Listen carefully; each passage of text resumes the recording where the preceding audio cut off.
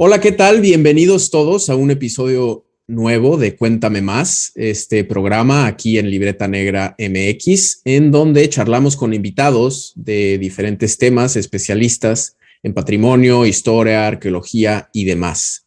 Los invitamos a todos que si aún no lo hacen, nos sigan en nuestras redes sociales, nos encuentran como Libreta Negra MX y también nos pueden apoyar en Ko-fi y PayPal. Mi nombre es Daniel Salinas Córdoba y hoy tenemos una súper invitada.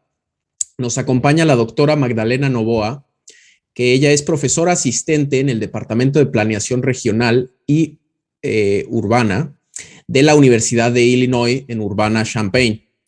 Y ella nos va a estar contando sobre sus investigaciones en torno al patrimonio en su natal Chile y también en otros lugares de Latinoamérica. Su trabajo es muy interesante porque se centra en las intersecciones de la preservación histórica y la justicia social, las políticas del patrimonio cultural y la memoria, el género y la desindustrialización. También toca temas como el activismo, la organización social y los enfoques alternativos de planificación. Esto en Chile y también, como mencionábamos, en otros lugares de América Latina. Bienvenida, Magdalena, un gusto tenerte con nosotros. Muchas gracias por la invitación, Daniel. Un honor. No, gracias a ti por aceptar la invitación y pues acompañarnos para que nos cuentes un poco sobre este trabajo que realizas. Me gusta empezar siempre las entrevistas un poco que nos cuentes sobre ti, un poco cuál ha sido tu andar, ¿no? ¿Cómo te involucraste con el estudio del patrimonio y los monumentos? ¿Cuál ha sido tu camino que has recorrido para estar en donde estás ahora? Bueno, mi trayectoria en realidad es bastante, diría yo, inusual o ecléctica, no sé cómo describirlo mejor, pero yo, bueno, soy de Chile, de Santiago, viví toda mi vida ahí, sí, crecí, en realidad parte de mi infancia fue durante la dictadura chilena, entonces bueno, me marcaron varias cosas, digamos, de la historia propiamente tal de Chile que uno se va dando cuenta con el tiempo, ¿no? Pero yo partí mis estudios, estudié arte y me dediqué a ser artista durante unos 5 años más o menos. Pintaba, también hacía intervenciones en el espacio público y yo creo que la experiencia de trabajar en la calle me dio como una perspectiva distinta de lo que realmente quería dedicarme. Sentía, si bien me gustaba mucho el arte y creo que ha sido fundamental para lo que hago hoy en día esa enseñanza, me faltaba trabajar con gente y poder enfocar más el trabajo artístico como con un objetivo social, en el fondo. Y bueno, trabajé un tiempo encargada de educación en un museo en Santiago y luego de eso decidí hacer un magíster en gestión cultural, de nuevo enfocado en el tema como pedagógico de los museos, que era lo que estaba en ese minuto haciendo, y me fui a Inglaterra, a Londres, a estudiar.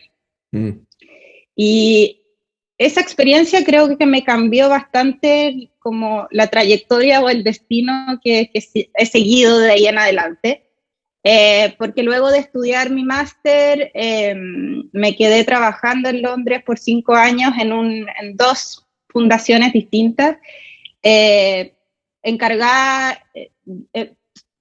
como en temas de procesos de participación en diseño arquitectónico y en planificación urbana, pero con un enfoque en la niñez y en los jóvenes. En el fondo, cómo involucrar a niños y jóvenes en el diseño de sus entornos y en la planificación de sus entornos. Y eso como que me abrió mucho la mente con respecto a las cosas que uno podía hacer en los espacios que habitamos. Me abrió la perspectiva y también la importancia de involucrar en el fondo a todos los ciudadanos y ciudadanas, digamos, que habitamos las ciudades en la toma de espacio, en la toma de decisiones de los espacios en el fondo que son relevantes en su habitar, digamos, y en lo cotidiano. Y bueno, y de ahí decidí volver a Chile, sobre todo porque sentía que en Inglaterra, el primer mundo, no me gusta usar esa palabra, pero no sé, Europa, Estados Unidos, está todo como bastante dado en el fondo, hay muchos recursos, uno propone cosas y las puede llevar a cabo, pero sentía que en Chile todavía los procesos como de participación, de realmente abrir los espacios políticos a participación democrática estaban todavía muy cerrados. Y volví a Chile y ahí trabajé en el Ministerio de las Culturas, en el Consejo de Monumentos, como encargada del área de educación y participación. Y ahí fue cuando realmente me empecé a involucrar en el tema de patrimonio. Si bien había estado expuesta a algunos proyectos en Inglaterra, aquí fue donde directamente me empecé a involucrar más y a intentar generar procesos de participación que fueran permanentes, que influyeran en las políticas públicas, etcétera, pero la verdad es que no fue tan exitoso como yo hubiera esperado, sobre todo porque, bueno, trabajé 5 años en el sector público y me di cuenta que todavía en Chile estábamos muy dependientes de los gobiernos de turno para poder realizar programas que realmente incluyeran de forma vinculante a las comunidades. Y ahí fue cuando decidí hacer un doctorado en patrimonio en la Universidad de Texas en Austin, principalmente porque comencé a trabajar desde el Estado con comunidades como la Mesa Ciudadana de Patrimonio, Cultura y Turismo de Lota, que es una organización con la que he continuado colaborando, pero sentía que estaba muy limitada mi accionar en el fondo desde el Estado y sentí que quizás a través de una investigación participativa de doctorado podría abrir nuevas formas de colaboración con ella y de apoyo. Y bueno, y después de eso, de mi doctorado, que como te decía, se enfocó en realizar una investigación colaborativa, no solamente con esa organización, sino con otras también, acepté un trabajo aquí en la Universidad de Illinois y ahora estoy acá haciendo clases, pero también continuando mi investigación de carácter colaborativo. Ok, Eso perfecto. es un resumen. Sí, no, pero un poco, pues como dices, por diferentes caminos, probando, digamos, bueno, probando y trabajando, haciendo diferentes campos, diferentes áreas. Y eso, bueno, justo antes de empezar a grabar lo que comentábamos, ¿no? De la transdisciplina, que creo que sí caracteriza mucho, pues, tu trabajo y tu trayectoria, como nos cuentas, ¿no? Y ya que mencionaste a Lota, ¿no? Lota es un pueblo minero en Chile. Y cuéntanos un poco de esta, pues estas investigaciones, lo que tú has llamado el patrimonio insurgente de Lota, ¿no? ¿Qué nos dice este ejemplo de las formas en las que se construyen los conceptos de patrimonio y también de las tensiones que hay, pues entre los diferentes actores involucrados? Por ejemplo, pues como bien mencionas, el gobierno, organizaciones civiles, el turismo y la ciudadanía, digamos, de a pie, ¿no? ¿Qué nos puedes decir al respecto? Sí, bueno, este concepto de patrimonio insurgente nace en el fondo justamente de mi experiencia más bien profesional en el Estado en Chile, en que veía que en el fondo había una fluidez en la forma en que las comunidades trabajaban para lograr, por una parte, ampliar lo que entendemos por patrimonio, que si uno se ajusta a la legislación patrimonial en Chile, es muy canónica, muy europea y muy cerrada en el fondo. Y por otra parte, para poder también abrir espacios de participación política en la toma de decisiones sobre el patrimonio que en el fondo las personas consideran relevante y que no necesariamente calzan en estos cánones tradicionales, que imponen en el fondo la institucionalidad gubernamental y el conocimiento experto, etc. Entonces, leyendo en el fondo, encontraba distintos conceptos de patrimonio alternativos, patrimonio subalternos, principalmente derivado de los estudios críticos de patrimonio, que ha sido súper importante como inspiración y como para informar lo que hago en el fondo, pero sentía que ninguno de los conceptos realmente definía lo que yo estaba viendo, porque siempre eran conceptos que un poco como que eran binarios en cuanto como que estaba lo alternativo por una parte y estaba el Estado, lo autorizado por otra parte. Pero yo veía que estas comunidades ocupaban diferentes espacios que a veces eran autorizados, espacios de participación o conceptos incluso, y otras veces eran inventados por ellos mismos o por ellas mismas.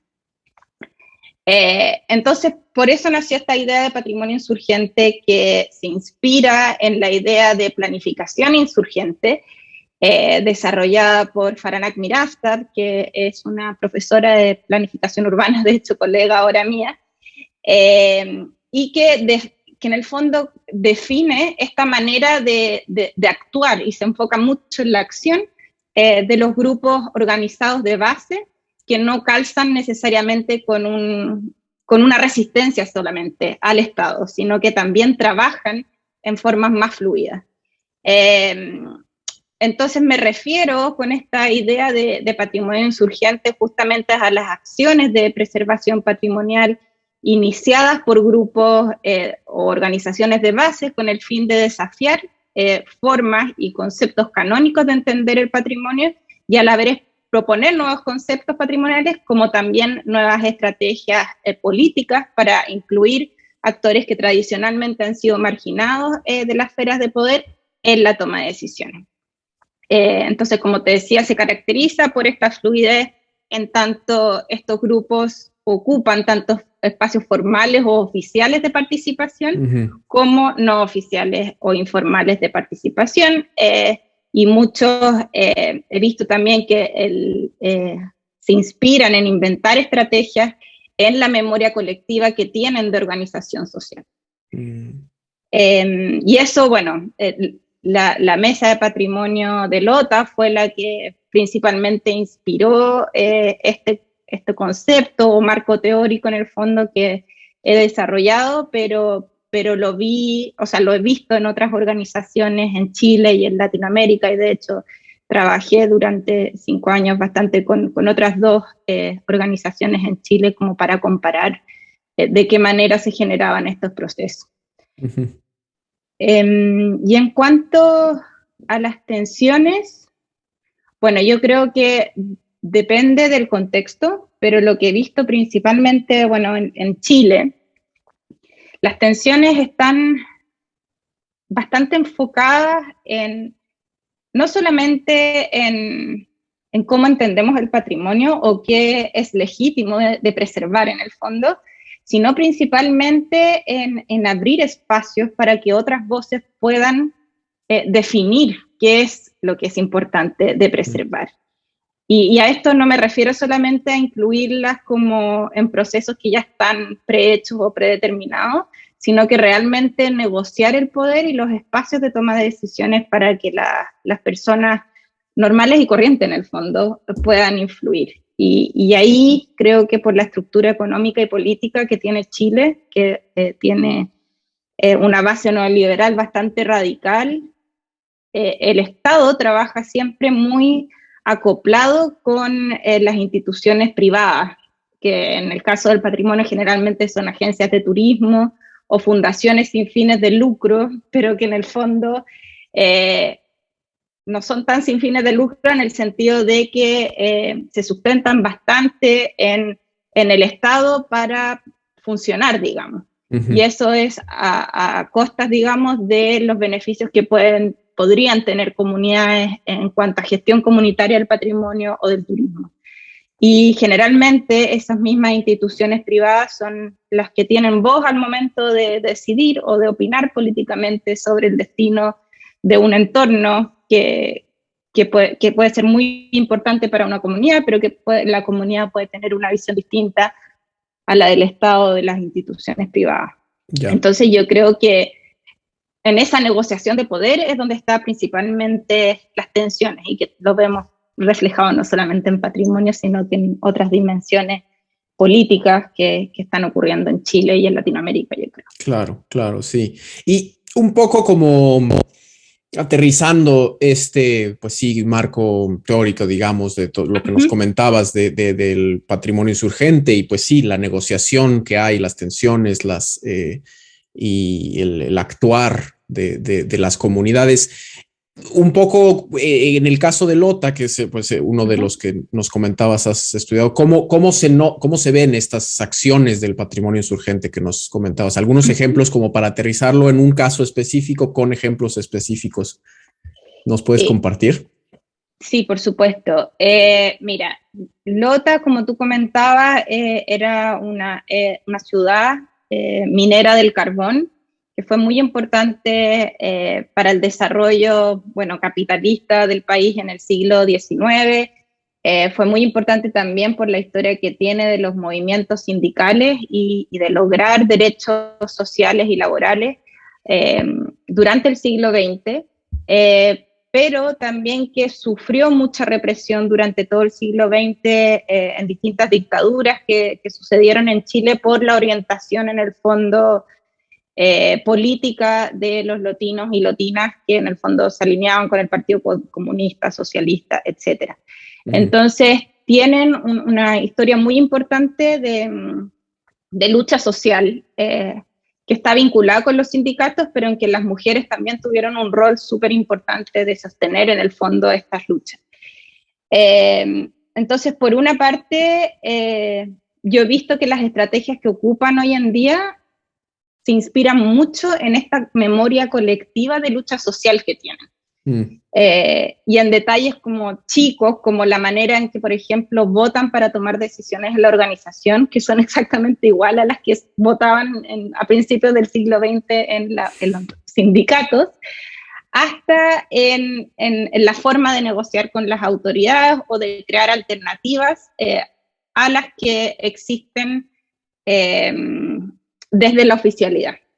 Entonces, por ejemplo, un ejemplo de eso es el tema del turismo comunitario, justamente que promueve la mesa y que miembros de la mesa lideran. Existe en Lota una agencia de turismo oficial que fue muy problemática durante mucho tiempo, ahora recién cambió la administración y las cosas están cambiando un poco, pero era una agencia a la cual se les entregó en el fondo en concesión varios de los sitios patrimoniales de Lota, sobre todo aquellos que representaban a la familia Cauciño, que era la fundadora, que fue la fundadora de la mina del carbón, digamos, o sí, principalmente la familia Cauciño. Entonces se les entregó en concesión, se les entregaron también algunos fondos para hacer funcionar estos patrimonios o sitios de patrimonio, pero esta agencia siempre funcionó de manera completamente cerrada a la comunidad. Incluso les cobraban acceso a, no sé, a un parque, el Parque Cauciño, que era un parque que inicialmente era la casa, digamos, la residencia de los Cauciños, pero que después lo abrieron como parque para los trabajadores y sus familias, y desde que cerró la mina y tomó en el fondo la administración esta agencia, se les empezó a cobrar entrada a los lotinos y lotinas para poder ir a este, que es uno de los pocos lugares verdes y públicos que existen en la ciudad. Y además nunca incluyeron en nada a la comunidad a pesar de lo activos que son, digamos. Entonces, una forma como de desafiar un poco este funcionamiento del turismo y de dar a conocer la historia de Lota fue justamente crear un turismo comunitario alternativo, que lo lideran ciudadanos y ciudadanas comunes y corrientes, no necesariamente que han recibido educación en turismo o patrimonio, pero que se han ido entrenando a lo largo del tiempo y que cuentan una historia muy distinta a la que tú encuentras en estos sitios oficiales de patrimonio, liderados, digamos, por esta agencia de turismo, y que generalmente enfatizan en historias que no son necesariamente positivas o celebratorias del pasado de la mina o de la industria, pero mucho más,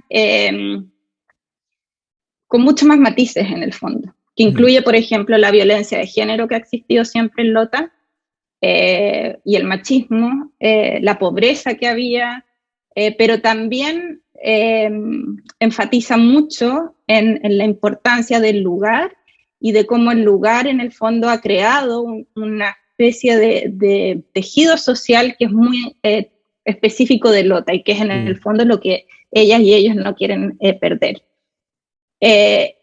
Y yo creo que eso es un muy buen ejemplo de esta conceptualización de patrimonio insurgente, porque si bien es alternativo, igual negocian con esta agencia de turismo, por ejemplo, para poder entrar al Parque Cauciño sin tener que ellas pagar entrada, por ejemplo, las que hacen este turismo. Entonces ocupan igual los espacios oficiales, pero inventan otros espacios para poder en el fondo lograr sus objetivos, que es difundir en el fondo lo que ellos consideran importante en el patrimonio y la historia local, y además crear espacios para ellas en el fondo y ellos de sustento laboral, de desarrollo personal, y como te decía, de transmitir la historia de Lota y las memorias colectivas que son importantes para ellos como comunidad. Uh-huh. Y eso es un ejemplo concreto, pero hay muchos más y muchos más de carácter más político también, que tienen que ver con participar, por ejemplo, de espacios o mesas de trabajo del gobierno en que se deciden ciertas cosas como un plan de preservación para Lota, para nominarlo a la lista de Patrimonio Mundial de la UNESCO. Yeah. Y digamos, a través de acciones como incrementales han logrado ser parte de esa mesa de trabajo, a pesar de que eso es muy raro que ocurra en Chile, que haya gente de la ciudadanía normal y corriente, sí, como en esas esferas de toma de decisiones. Sí. Sí, no, y eso resuena mucho con el caso mexicano, que es el que yo más conozco. También tiende a haber mucho esta exclusividad por parte de las autoridades sobre el control y manejo y la toma de decisiones de los patrimonios, ¿no? Inclusive la definición de qué es el patrimonio, qué es lo importante, ¿no? Entonces sí es interesantísimo estos ejemplos que nos compartes de Lota. Pasando un poco, y esto se relaciona con lo que nos estabas contando hace un ratito, el tema de las tensiones y específicamente con los monumentos. Tú eres una de las fundadoras de esta plataforma en redes sociales llamada Monumentos Incómodos, que yo llevo ya un tiempo siguiendo y se me hace interesantísima. Cuéntanos un poquito de qué va, en qué consiste el proyecto de Monumentos Incómodos. Bueno, Monumentos Incómodos es un colectivo que formamos parte profesionales, académicos, activistas, etcétera, todos con un interés en patrimonio, pero de distintas disciplinas. Hay artistas, historiadores, gente que no se define con una disciplina como yo, etcétera, trabajadoras sociales también. Y esto nació a raíz del el estallido social del 2019, en octubre del 2019 en Chile, que empezamos a ver en el fondo todas estas acciones de intervención en monumentos y desmonumentalización, tanto en Santiago como a lo largo de Chile. Y inicialmente surgió a partir de un proyecto que postulamos, digamos, varios colegas a la Bienal de Venecia. O sea, postulamos para ser representantes de Chile en la Bienal de Venecia, y que tenía que ver con el monumento al general Baquedano, que es donde es el núcleo, digamos, donde las manifestaciones en general suceden en Chile, y que desde el estallido social se transformó como en un símbolo de disputa súper importante en el marco de este estallido social, digamos, que en el fondo, el trasfondo del estallido social tenía que ver con la enorme desigualdad que existe en Chile, y con la estructura profundamente neoliberal que ha hecho que seamos uno de los países más desiguales en el mundo. Entonces, bueno, postulamos este proyecto. El proyecto era la idea de llevar el monumento a la Bienal de Venecia y crear en su plinto una especie de espacio para que la gente se manifestara o participara de la manera que quisiera, digamos, y eso transmitirlo en Venecia. El lugar donde está este monumento se llama Plaza Italia, Entonces tenía también como una relación metafórica. Bueno, no quedamos seleccionados, pero seguimos con esta idea de crear un debate en torno a estas intervenciones que estamos viendo, que obviamente la prensa y las autoridades, etcétera, las han definido como vandalismo, acciones de violencia, pero que para nosotros tenían que ver justamente con una forma de cuestionar y de proponer otras formas de patrimonio o de conmemoración pública.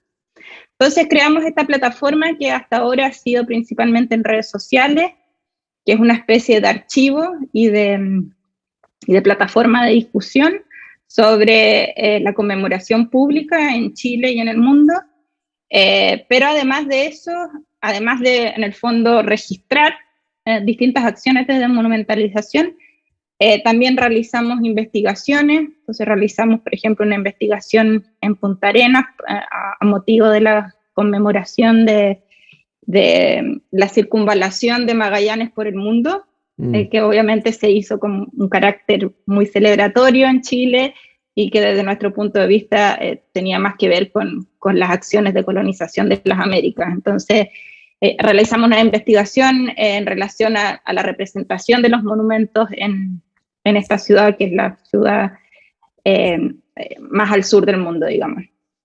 Y también hacemos acciones en el espacio público, como una acción que hicimos antes de la votación del proceso constituyente en Chile, que derivó en el fondo las manifestaciones en la necesidad de crear una nueva constitución, porque hasta ahora estamos reguladas por la constitución del dictador Augusto Pinochet.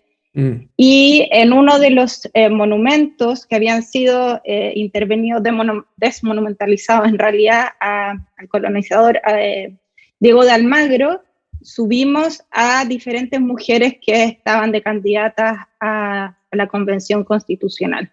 Entre ellas la actual presidenta mapuche, Elisa Loncón, y fue una especie de performance de la importancia en el fondo de las mujeres y de los feminismos y disidencias en lo que está sucediendo en Chile y lo invisibilizado que ha estado en el espacio público, bueno, y en el debate político en general. Eso más o menos es Monumentos Incómodos. Sí, no, es muy, muy interesante ver cómo ha ido. Y a mí lo que se me hace muy, bueno, curioso del caso, pues, chileno pues las manifestaciones, la gran protesta que hubo y toda esta discusión que se tuvo con monumentos, es como un poco se adelantaron a lo que se pasó un poco a partir del asesinato de George Floyd en Estados Unidos en mayo del año pasado, ¿no? Que fue un poco lo mismo para el mundo internacional anglo, en Estados Unidos obviamente, pero también en Reino Unido se ha visto mucho, ¿no? Colston en Bristol, etcétera. Y ha empezado esta, pues se le ha llamado la ola de destrucción de monumentos, ¿no? De tumbar estatuas y de mucha discusión. Entonces, ¿tú cómo ves esta ola de nuevas pues negociaciones, discusiones, apropiaciones, luchas muchas veces por las representaciones y conmemoraciones monumentales públicas a nivel pues ya Latinoamérica o Hispanoamérica? Bueno, primero yo creo que es muy importante lo que dijiste antes, de que en el fondo estas primeras acciones como a nivel masivo sucedieron en Latinoamérica y no en un país del norte global, que siento que esa es la narrativa que se ha instalado, como que esto se generó después del asesinato de George Floyd, y sin embargo ya venía ocurriendo, y de hecho Monumentos Incómodos es anterior a eso. Entonces creo que eso es importante enfatizar en eso, por una parte. Pero creo que, claro, primero se ha levantado un debate de forma masiva y global como nunca antes en torno a los monumentos. Obviamente no es primera vez que se cuestionan o se intervienen los monumentos. Aquí en Estados Unidos ha pasado mucho, sobre todo en relación a los monumentos a los confederados y al racismo, digamos. Pero yo creo que es la primera vez que se genera como esta ola, como dices tú, global, que en el fondo partió de alguna manera en Chile. Entonces, desde mi punto de vista, pienso que eso es un debate necesario y bueno, porque en el fondo cuestiona la forma en que la conmemoración pública nos ha tratado de transmitir una cierta identidad y qué historias nos representan, que en el fondo son bastante falsas. Por otra parte, creo que en algunos casos estos debates, bueno, en todos los casos, creo que han sido procesos en sí mismos democráticos de discusión y de participación ciudadana en torno a la conmemoración pública. Y en algunos casos se ha transformado en ejercicios democráticos formales de participación, como es el caso de Colombia, específicamente de Bogotá, y algunos estados aquí también en Estados Unidos, en que las autoridades locales han abierto procesos formales de diálogo y participación de qué hacer con estos monumentos, qué es lo que queremos hacer con estos monumentos y qué es lo que esperamos de la conmemoración pública.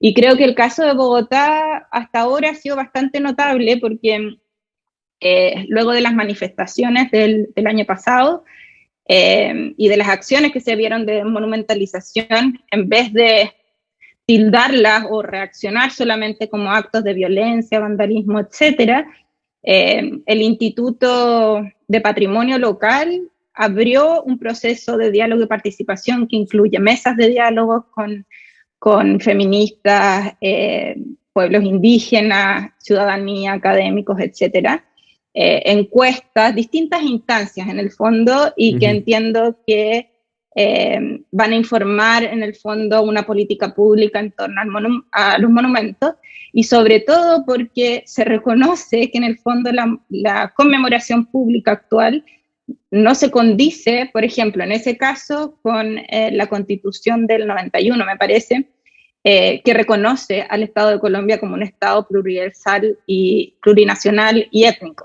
Entonces, como por un lado tienes todos los espacios públicos llenos de monumentos y conmemoraciones a colonizadores, y por otro lado reconoces un Estado plurinacional y multiétnico. Claro. Sí. Entonces, el caso de Colombia creo que es bastante bueno de cómo un ejercicio de participación informal se ha transformado en un proceso de diálogo más amplio. Por otra parte, creo que el estado generalizado de este debate, no sé si ha avanzado demasiado en otras partes de Latinoamérica, al menos los ejemplos que yo conozco y he investigado, especialmente en Chile, Brasil, por ejemplo, México, creo que también estamos por las mismas líneas. Yo diría que sigue estando todavía dentro del espacio de disputa y de la polarización, sobre todo, entre grupos que quieren quebrar con esta forma de conmemoración pública y aquellos, generalmente, no sé, las autoridades, en el caso de Chile, los grupos de élite que han tenido una opinión muy fuerte, y que se vio en Chile en el 2019, de insistir en la permanencia de estos valores canónicos con la excusa de que al cuestionar los monumentos o sacarlos del espacio público, tú estás borrando la historia. Claro, sí, sí, sí. Y no han, como que no han creado ningún espacio ni siquiera para dialogar al respecto. Y yo creo que a mí lo que me parece bastante interesante y simbólico de alguna manera es la estrategia del borrado. Como en Chile, por ejemplo, pasó mucho en que se intervenía este monumento que te hablé, al general Baquedano u otros, y al otro día aparecía entero pintado de nuevo, porque las autoridades locales, la intendencia, mandaba que lo pintaran de nuevo. Y hace poco me parece que, ¿cómo se llama este grupo?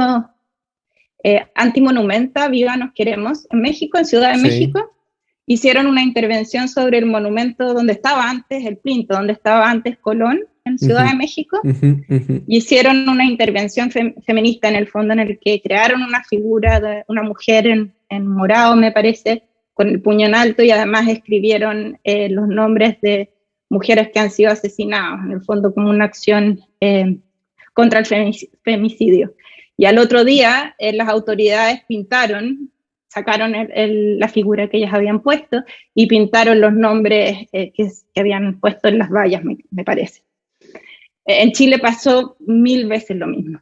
Entonces, esta idea de borrar, de cubrir, que sucede como desde las esferas autorizadas, digamos, que cuidan el patrimonio, cuidan entre comillas, creo que es un gesto muy metafórico de la estrategia que se ha ocupado desde la colonización de imponer valores y formas de ser y conocer el mundo que son europeos y que son dominantes en el fondo, y que el objetivo final es oprimir a las voces disidentes, ¿no? Y eso lo digo porque el discurso en el fondo que justificó la colonización de América fue justamente el que el continente estaba vacío, que en el fondo estaba la tierra disponible para la conquista, ¿no? Porque no había nadie. Y en ese sentido borró todos los cuerpos, todas las historias, todas las memorias, todos los paisajes, prácticas, tradiciones, o intentó borrar, porque no las ha borrado, intentó borrar todo lo que aquí existía. Y entonces me parece que esta insistencia en borrar y volver a lo que había de ciertos grupos refleja de alguna manera esa lógica. Y por eso digo que creo que en gran parte de Latinoamérica todavía la idea de la conmemoración pública, los monumentos siguen este espacio de disputa y polarización de quienes no quieren ceder poder y aquellas que están intentando conquistar estas esferas. Sí. Y bueno, específicamente en Chile creo que estamos en un momento crucial porque estamos en el proceso constituyente, en el que la idea es justamente dejar atrás la constitución de Pinochet y formar un Estado plurinacional. Y creo que esta conversación sobre el patrimonio y su representación y su práctica tiene que estar dentro de la discusión de la Constitución, porque como puse el ejemplo de Colombia antes, no podemos declararnos de una manera, pero en la práctica, o sea, tener un discurso y en la práctica no seguir ese discurso. Claro, sí, esas contradicciones que se ven yo creo, en muchos lugares, ¿no? Sí, porque a final de cuentas, sí, estas prácticas colonialistas, pese a las independencias latinoamericanas, pues continuaron por parte de los estados herederos de, ¿no? Entonces, y sí, hay muchos casos pues, de este tipo en México. Sí, claro, esto que mencionas en la glorieta de Colón. Hace unos años también fue muy sonado la intervención que le hicieron al Ángel de la Independencia, bueno, a la base del Ángel de la Independencia también en Reforma, que fue lo mismo. Borraron todo ese registro, ¿no? Porque el monumento vale más que la protesta o que lo que sea que se quiere conmemorar o antimonumentalizar, digamos. Y sí, está habiendo muchas discusiones, pero yo estaría de acuerdo sí en decir que falta todavía aterrizar muchas de estas discusiones en cuestiones ya más, pues sí, democráticas, más formales y más productivas, porque ahorita siento, como bien mencionas, es mucho, y esto yo creo que no solo en Latinoamérica, también en el mundo anglo, en el norte global, divide completamente entre los que dicen, no, ¿cómo me vas a tocar a mi estatua? Y los que la quieren tirar al río, ¿no? O sea, entonces... Sí, siento que todavía falta, es bueno que se den, yo estoy de acuerdo, pero sí. Todavía. Y algo creo que es importante de enfatizar ahí, que lo mencioné, pero creo que lo hemos visto en varios de los ejemplos, tanto aquí en Estados Unidos o en otras partes de Latinoamérica y sobre todo en México, es el rol de las feministas y las disidencias en insistir en este cuestionamiento y de proponer otras formas. Me acordé de las restauradoras con glitter de México, no sé si las conoces, pero ellas justamente en el 2019 fueron las que crearon toda una declaración pública de la importancia de registrar y preservar las intervenciones, porque esas intervenciones también son nuestro patrimonio en el fondo, y son los patrimonios justamente que han permanecido generalmente invisibilizados de la esfera pública.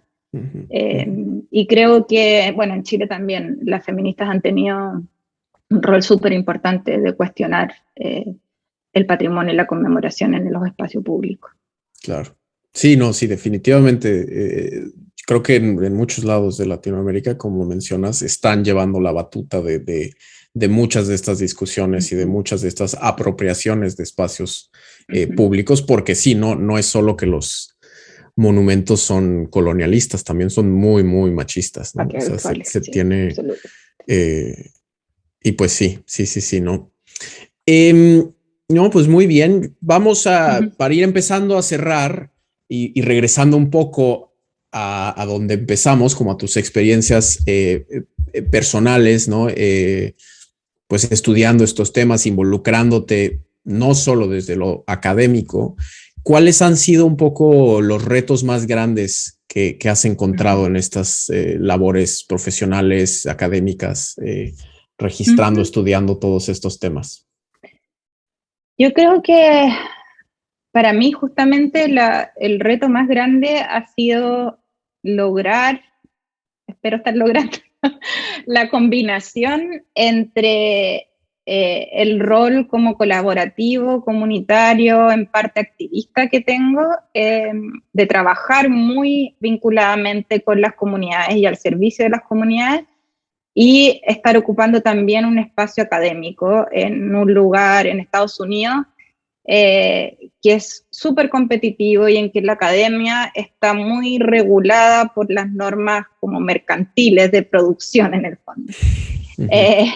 Y en que no siempre o no se valoran de igual manera la contribución como tangible que uno puede estar haciendo a nivel comunitario, cómo se valora la cantidad de publicaciones que uno saca al año. Y creo claro, que lograr equilibrar el esfuerzo y el trabajo que eso requiere para poder seguir manteniéndome en los dos espacios, además de que soy madre, tengo pareja, entonces creo que ha requerido de un esfuerzo mucho mayor que si solamente estuviera ocupando el espacio académico tradicional. Eso por una parte, y por otra parte, creo que el estar acá en Estados Unidos es un arma de doble filo de alguna manera, porque claro, no estoy en Chile, pero mi trabajo y mi colaboración está siempre en Chile. Entonces, eso ha sido difícil, porque además Chile es muy crítico, y yo también lo soy, de Estados Unidos por la historia que ha tenido en el fondo en Latinoamérica. Pero al mismo tiempo,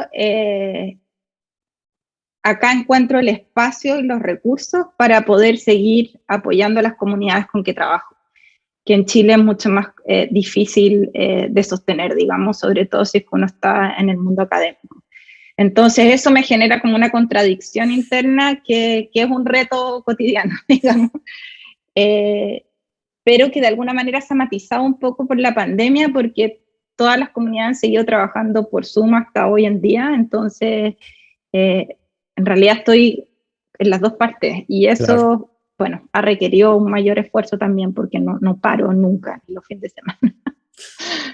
Sí, pero definitivamente el balance vida-trabajo dentro de la academia, y más si le sumas vida-trabajo de activismo o trabajo comunitario, pues sí es algo complicado, y que desafortunadamente, pues sí, como dices, no se valora lo suficiente en los espacios académicos, ¿no? Exacto.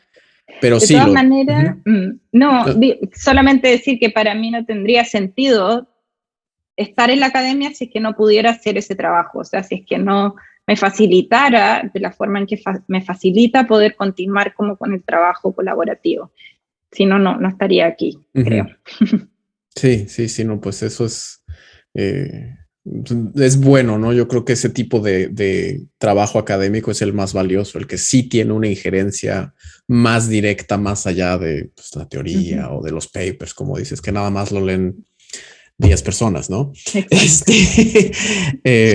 Y sí, pues sí, con la pandemia ha sido bueno y malo, porque pues facilita mucho la conectividad, especialmente cuando se está lejos, ¿no? Pues este mismo programa, yo que vivo fuera de México, también en Alemania, pues no se podría sin la tecnología y el Zoom y todo esto, y te conecta más, pero a la vez pues sí, también es pesado y complicado y etcétera, ¿no? Entonces sí entiendo bien estos retos.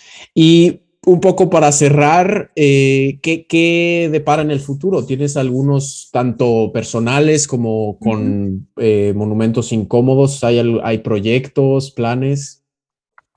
Bueno, en temas como de investigación, colaboración o participación, estoy trabajando actualmente con la agrupación de familiares de detenidos desaparecidos de Mulchen, que es una agrupación de derechos humanos y de memoria eh, de la dictadura, digamos, con víctimas de la dictadura en el sur de Chile, y estamos trabajando eh, con ellas y ellos para diseñar de forma participativa y construir un memorial en una reserva forestal que es propiedad del Estado y donde se asesinaron y se hicieron desaparecer a 18 trabajadores campesinos que trabajaban en parte en la forestal y en parte en unos fondos privados. Y que hasta ahora es una historia que ha sido completamente invisibilizada y que ha costado mucho que tanto el Estado como la sociedad en el fondo reconozca lo que ahí pasó. Entonces estamos trabajando de manera concreta, nos ganamos un fondo para diseñar y construir este memorial, lo que ha significado armar mesas de trabajo con distintas instituciones gubernamentales, con miembros de la agrupación, pero que a futuro queremos no solamente construir este memorial, sino que reconstruir la historia del pueblo que había ahí, de las vidas que se perdieron, pero también de las familias que se tuvieron que ir de este pueblo, digamos, de cómo se rompieron los lazos, etcétera, y que es súper importante para ellos y también hacer visible en el fondo en general en el país. Y además es un terreno en disputa por comunidades mapuche porque son tierras ancestrales mapuche. Entonces es un proyecto que tiene muchas aristas, que es muy complejo, pero que creo que es bien importante a nivel país, pero incluso Latinoamérica. Entonces ese es uno de los proyectos como más importantes que estoy trabajando. Tengo otros proyectos paralelos más pequeños, con monumentos incómodos. Tenemos varias ideas. Un proyecto en el que estamos trabajando es en el registro de la conmemoración pública en general a lo largo del país que todavía conmemora la dictadura de Augusto Pinochet, sea a través de nombres de calles, de monumentos, memoriales, nombres de instituciones, etc. Entonces estamos haciendo un catastro en el que hemos convocado la participación, digamos, de la ciudadanía para poder hacer este registro. Y eso por el momento. Hemos también pensado la manera de abordar el tema de la discriminación a migrantes también, pero todavía estamos como pimponeando ideas de hacer quizás una intervención pública o alguna mesa de diálogo o algo así. Ya. No, pues muy, muy buenos proyectos, muy valiosos y necesarios. Mantendremos definitivamente pues la atención a ver qué resulta de ellos, que seguro van a ser buenos resultados, esperemos. Y bueno, por último, no sé, algo más que quieras agregar antes de despedirnos, algo que no hayamos tocado, que creas importante. Agradecer más que nada invitarme a participar de este podcast. De todas maneras lo vamos a difundir también en Monumentos Incómodos y felicitarlos por la iniciativa, felicitarlos y felicitarlas. No, pues muchas gracias a ti, al contrario, por pues aceptar para pues sí hablar un poco de tu experiencia, de tu trabajo, de estos temas. Y justo hablando de redes sociales, ¿dónde te pueden, nuestra audiencia, dónde te pueden encontrar tanto a ti como al proyecto de Monumentos Incómodos? Bueno, a mí en Twitter estoy como mnovoae, que es mi segundo apellido, Echaurren. Y Monumentos Incómodos nos pueden encontrar como Monumentos Incómodos tanto en Instagram como Twitter y Facebook. Estamos también, una cosa que me faltó, planificando crear un sitio web, pero por el momento nos comunicamos principalmente por las redes sociales, así que son bienvenidos a contactarnos por ahí. Perfecto, perfecto. Pues sí, nos aseguraremos acá abajo, audiencia, ya saben, vayan y sigan a Monumentos Incómodos, a Magdalena también, pues para que puedan seguir al tanto de estas discusiones y estos proyectos. Pues nuevamente, muchísimas gracias, Magdalena. Y bueno, audiencia también les recordamos, pues a nosotros también nos pueden seguir en nuestras redes sociales, ¿no? A mí personalmente me encuentran en Twitter e Instagram como Daniel Salinas 00, en Libreta Negra MX, nos encuentran en YouTube, en Twitter, en Facebook y también en todas las plataformas de podcast. Síganos, suscríbanse para pues conocer más de nuestros contenidos y programas. Y también, si nos gustan apoyar, recomiéndenos. Eso para un podcast, lo mejor que puedes hacer para un podcast que te gusta y que lo quieres ver crecer es recomendarlo. Eso no cuesta nada. Alguien que creas que le puede interesar algún episodio, alguno de nuestros programas, mándale el link y eso nos va a ayudar muchísimo. Si quieren ayudar aún más, también recibimos donaciones, porque al final de cuentas somos un proyecto independiente que nos mantenemos nada más a partir de este tipo de apoyos y pueden hacerlo a través de Ko-fi y de PayPal. Igual todos esos links los encuentran en la descripción del episodio y eso pues nos ayuda a seguir produciendo contenidos y a crecer. Y pues muchísimas gracias Magdalena por acompañarnos, muchísimas gracias a todos ustedes por escucharnos y nos vemos en otro episodio de Cuéntame Más en 2 semanas. Muchas gracias. Muchas gracias. Adiós.